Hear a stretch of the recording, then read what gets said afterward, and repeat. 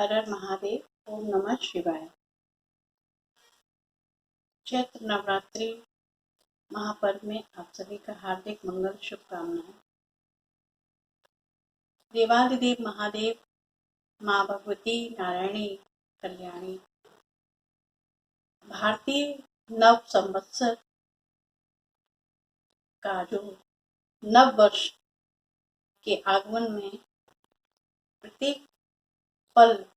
प्रकृति के क्षण क्षण उनकी सुंदरता, सौंदर्य, माधुरता, कोमलता को हम सहभूत निर्भूत करते हैं। इसके साथ साथ हम ये भी अनुभव करते हैं कि इस काल में हमारी जो वसंत ऋतु भी माना गया है, जिसमें बहुत ही सुंदर नेचर का, प्रकृति का सौंदर्यीकरण देखने को मिलता है। ऐसे नवरात्रि काल में माँ भगवती की आराधना, उनकी उपासना प्रत्येक साधक के मन में अपने अपने भिन्न भिन्न प्रयोगों से, भिन्न भिन्न प्रकारों से मन चित्त को शुद्ध करते हुए हम गंगा के तट पर हरिद्वार से ही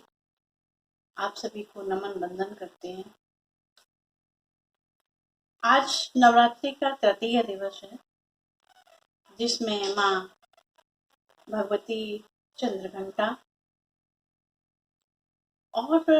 माँ भगवती के अनन्यान प्रकार के स्वरूप हैं, रूप हैं, नाम रूप उपाधि से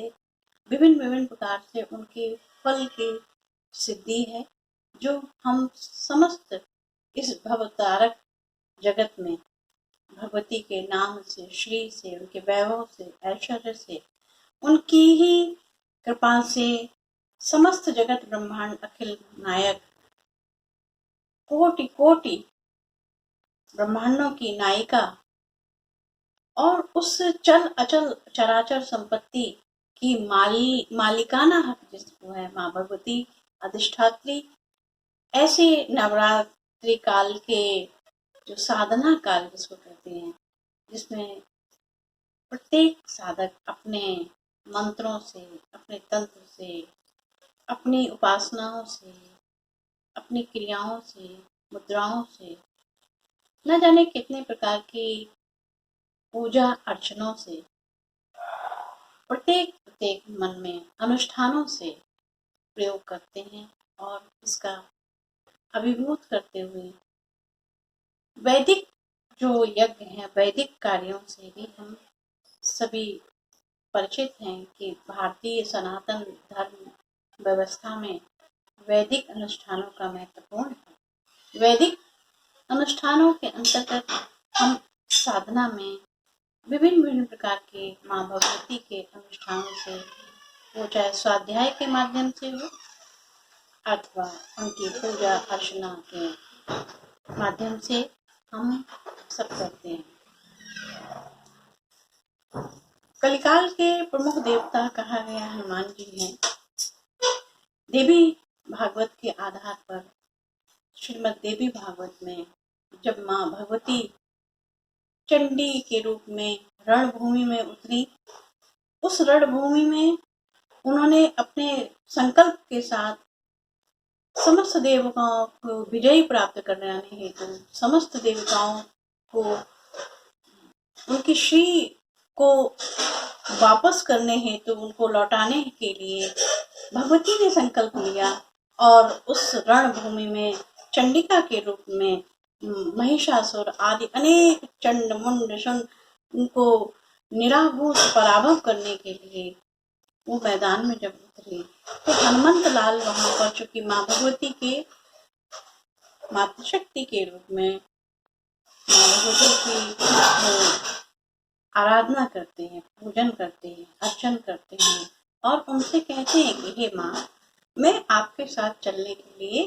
तत्पर हूँ। भगवती ने कहा नहीं, मैं आपको यह आज्ञा नहीं देती हूँ, मैं आपको यह आदेश नहीं करती हूँ कि आप मेरे साथ चलें। ये संकल्प हमारा है, ये संकल्प हमको लेकर ही उन समस्त राक्षसों को, दैत्यों को हमें पराभव और उन्हें निराधार करने हेतु ये संकल्प लेते हुए देवताओं को हमें विजय दिलानी है। तब हनुमंत लाल ने सोचा कि भगवती तो हमको आज्ञा आदेश नहीं देंगी, लेकिन उनकी रक्षा अर्थात उनके उनकी सहायतार्थ के लिए, उनके श्री विजय को दर्शन के लिए क्यों ना हम इस दृश्य का भी अवलोकन करें। और हनुमंत लाल कहा जाता है कि वो वैसे ही जो रण का जो रथ होता है, उनकी ध्वजा पर, उनकी पताका पर, विजय पताका के ऊपर बहुत ही लघु रूप रख करके वहां पर विराजित हुए। और वहां से उन्होंने भगवती के उस चंडिका स्वरूप के दर्शन किए, क्योंकि हनुमंत लाल कहे जाते हैं वो भगवती के द्वारपाल भी कहे जाते हैं, भगवती की के रक्षक कहा जा रहा है। यूँ तो भगवती अपने आप में सर्वेश्वरी है, ललिता राजराजेश्वरी अपने आप में पूर्ण है, किंतु फिर भी एक सहायक के आधार पर, द्वारपाल के आधार पर, प्रहरी के आधार पर हनुमंत लाल उनकी सेवा में रहते हैं। और सेवा में रहने के लिए वो मात्र भाव रखते हुए, अपना वात्सल्य सेवक के भाव में रहते हुए उन भगवती के कई देव स्थलों में देखने को, दर्शन करने को मिला है कि काल भैरव